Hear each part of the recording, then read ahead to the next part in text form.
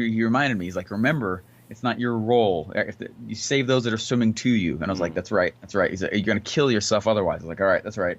And he would coach me through these things as I would get my stage legs, and he, with no shoes on, of goes, course. no shoes on, obviously. And he said, what's interesting though is that you have done, when somebody leaves and they don't take action on the things you've taught, you have literally expanded their mind. There's things they're going to notice now in life that they would have not found on their own, except for years and decades on their own struggling. You just shortcutted. Yep. I was like, that makes sense. You just help trigger that progress. reticular activation in their head. And Yeah, now they see it suddenly- everywhere. My wife now they is, see it is everywhere. at that point. You literally man. have transformed my wife from she was going crazy being a stay-at-home mom. We got 3 little girls, and she's just pulling her hair out and just going nuts. And then I'm we like, too. Cool. I was like, you should jump into this 30-day challenge with Clickfunnels. Just see what you like. She's a totally different woman. It's fascinating. She is standing in full power. She speaks in tongues that are ClickFunnel tongues, like talking about offer creation. She's like watching TV, or she's sees a sign. She's like, "Whoa, check out that hook. Look at that hook." And I'm like, "Who are you?" That's why I do what I do. And that's what I was trying to explain to my wife the other night. She asked me, like, why do you do what you do? It's like, because there's this moment on stage when I'm speaking when I can tell, I don't know how to explain it. There's a moment in their eyes when it's like, and they got it. It's almost like they disappear from the presence of the room for a moment. Yes. And suddenly they're like, crap, Yes. like I have agency. I can do whatever the heck I want to do. I love and it's that. this moment where they give themselves emotional license to do and be things they did not think were possible. Wow. And suddenly their capacity level just just 10x's, boom, and gets huge. And so then they go do stuff. Yep. And all along they've had the power to go do those things, but the self-awareness is now there. They're like, crap, I can do the thing. Or things are not the way I thought they were. Or that moment is one of the funnest moments watching people get. Yeah. And it's just so cool. After a while, it's like Russell talks about, after a while the income's like, woo, but like, right. Okay. Like what do you do? I believe that my gift, my unique ability is taking complex patterns and making them simple and digestible for people to understand. And that's something I learned about myself probably about 10 years ago. And I've been trying to flex that muscle and flex that gift, and it's been working more and more and more and more. But like, as soon as you get someone to realize, like, crap, I actually could do what my unique ability is, like that's why I do what I do. Yeah, that's really it. That's exciting. That's the ultimate, being in diving, I grew up coaching other kids my whole life. And so I know I'm a great coach. And I know that there's like something in there that I need to be putting together inside of my business in a coaching format. I'm just like stuck, just like, I don't know if I'm in my head too much or what, but that would part of be, the game. yeah, because these are complex issues. I mean, I deal in the 2 things that nobody wants to talk about: death and taxes. That's my job. Death and taxes. That's what I talk about. How do you make that sexy? Or how do you spin that to where it's enticing and fun and they want to go do it, See who's making the most money in the industry, and I bet that's what they've been doing. They found a way to make that message sexy. That's why everyone knows their name. It's the challenges. It's the guys like Dave Ramsey and that are actually, in my opinion, leading people the wrong way. Me too. It's all good. Sorry, Dave. I love Dave to death. He's done a lot of good work, but he doesn't practice what he preaches. He actually does the trust and foundation structure. Go ahead, sorry. Yeah, there was a guy we were building this funnel for, and it was a self-defense guy. And he's the man, absolute man. But the only strategy we could use to get people to buy was like these fear-based emotions. Yeah. What are you going to do when you're walking down the street, someone attacks you, right? He's selling self-defense. Yeah, and like, protect yourself from the IRS, Yeah, like, and that's straight. I mean, that's totally how Dave Ramsey does as well. It's very fear-based sales messages. And like, I wanted to choose, I'm not telling you to get out of the business, but I wanted to choose businesses where that wasn't the message that I had to go, used in order to Right. sell. But there are people though, and if someone's listening to this like, crap, I realize I sell pain, not pleasure. There's people who found a way to spin it, and that's what you have to go figure out. Yeah. But what's fascinating is you said something earlier is that in the game is expansion, capacity.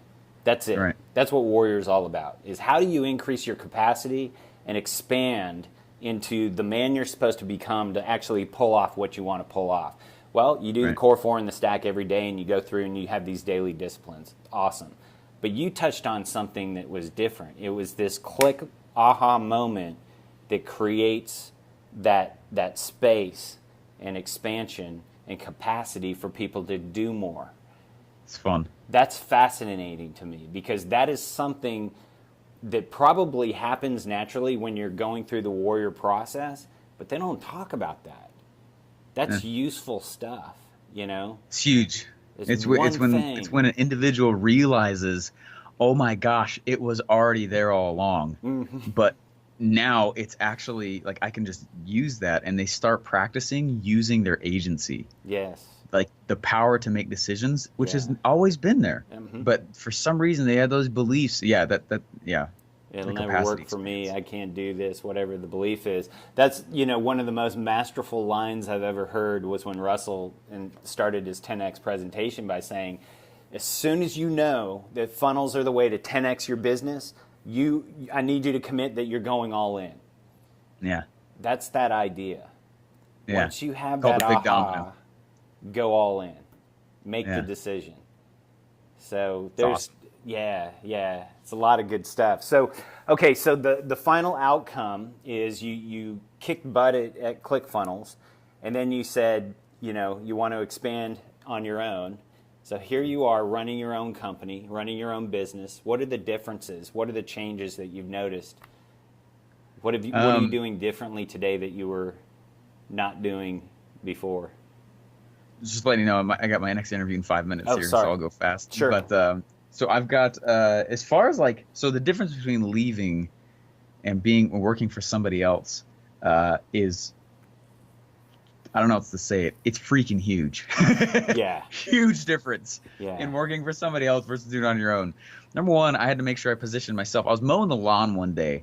Okay, and I like to listen. I like to mow the lawn. For some reason, it's therapeutic being outside like that. I listen to a lot of podcasts and audiobooks, and I was listening to this book, and I realized I have been where I am because of talent and not positioning, which is a huge realization. Talent is awesome, but most people seek talent, and that's what they're running for. And I had taken literally no thought at all in my positioning with my talent. Wow. And that's why I realized, oh my gosh, all these people will go out and be very successful on things and not have a lot of talent. They just know how to position. And so, I see that everywhere with the 2 Comma Club award winners, by the way. I'm looking on stage going, are you freaking kidding me? How did they do pie that? There, right? Comes as a whole pie. I was like, oh, and I ate that thing. I was like, geez, man. How do I position myself then, right? And so that question came in a while ago, and I was like, I need to be more careful on how I position. The talent, right, is good, but I had run so hard believing the talent is what qualifies you. Yeah, Joe Polish says there's no relationship between being good and getting paid. Yes. However, there's a huge relationship between being good at marketing and getting paid. And that's when I realized, oh gosh, I got to position me more. And so at first I was trying to position myself as a funnel master. Sure, yeah. But Russell is that. I'm not going to compete with Russell. That would be dumb just from a marketer standpoint alone. That'd be dumb. That was very insightful. That'd be stupid. Even though I was his lead funnel builder, that's why I don't have funnel courses all over the place. People are like, why don't you teach us how to build funnels? I was like, because there is a whole company that's making hundreds of millions of dollars, 250 employees. Teaches you how to do that. That has the firepower of insanity already doing that. So what I've been doing, and I left with the question in mind, who am I going to be in this ecosystem? And how can I complement, not compete? And so, same thing you just said, the ClickFunnels world is the ocean I'm fishing out of, or fishing into, rather. Sure. And I've taken a step out of it, and I'm teaching other aspects that are not taught in that world, so that I'm complementary, not competitive. And that's been the biggest strategic marketing perspective move I've had to make since leaving ClickFunnels. Yeah. So that was kind of the conflict along the way was the dichotomy between being the master funnel builder and trying to figure out a different way to position. Yeah, then you go through these like things like, crap, well, did I learn all that for nothing then? Like, of course not, you know. Yeah. How do I use it in these other areas? But like my event, we didn't even talk about funnels really. Right. Which is so awesome. So awesome. It's interesting. Like, Yeah. wait, but you're the funnel guy. Like, no, Russell is. That's funny. So 2 minutes really quickly. Where do you go from here? Because you're obviously kicking butt. Where do you go? Who do you become? What's the path? Like, where are you headed? There's got to be another peak. Yeah, there is. I know. You know, what's funny is like clarity never happens before you begin the journey, but continues to happen as you move forward. Sure. I feel like you don't just get clarity on what was in the past, but for some reason, as you move, clarity and the ability to almost predict the future starts to get more and more clear, or more and more possible. Yep. So, I'm out to go be the category king of offer creation. No one has done that. No one has. It's almost an art that's being lost. People just think you got to make a sales message, you got a product to sell, and go run some traffic. Yes. Like Facebook ads, that's actually not marketing at the core of it. That's not a campaign either. Right. And they're like, well, how come it's not working? Because you don't understand your major function in this business yet. Or they understand like the sales message piece and how you should make the sales message with the offer at the exact same time. Yes. Anyway, so I'm excited. There's a cool guy, his name's Claude Hopkins, and he, in the late 1800s, was what was known as a schemer. And nowadays that means something different, but back then it meant offer creation guy. Wow. And he was hired to go into these companies, and he was paid $150,000 a year, which is like $1 million a year in that money. Yeah. To go into these companies and create their offers and part of the sales message that would sell it. And I think people have gotten distracted over the tools. They've gotten distracted over, and so they forget like that's the core of what a marketer actually does. You are in the business of changing people's beliefs. Yep. And you attach a product to it at the end. And so I'm trying to be a schemer. Basically, I'm going to bring back the scheme. That's what I'm doing. I love it. I love it. Yeah, I got stuck in that trap. I've spent tens of thousands of dollars, you know, with guys that are in the 2 Comma Club trying to build out funnels and, you know, thinking that I could outsource that piece, but they don't know what you just said. They're not masters of the offer creation, and they're not masters really the of funnel, linking not the pages. Yeah. 100%. I'm so sorry, man. I got to jump out here. Sure. Yeah. No, the last 30 days, that 30-day challenge, that was the big aha for me. But awesome. Well, thank you so much. I appreciate your time, Stephen. And what's the next step for people if they want to get in touch with you? How do they where do they go? What do they do? Most people get distracted by the creation of the product rather than how to sell the product. So I created this cool program called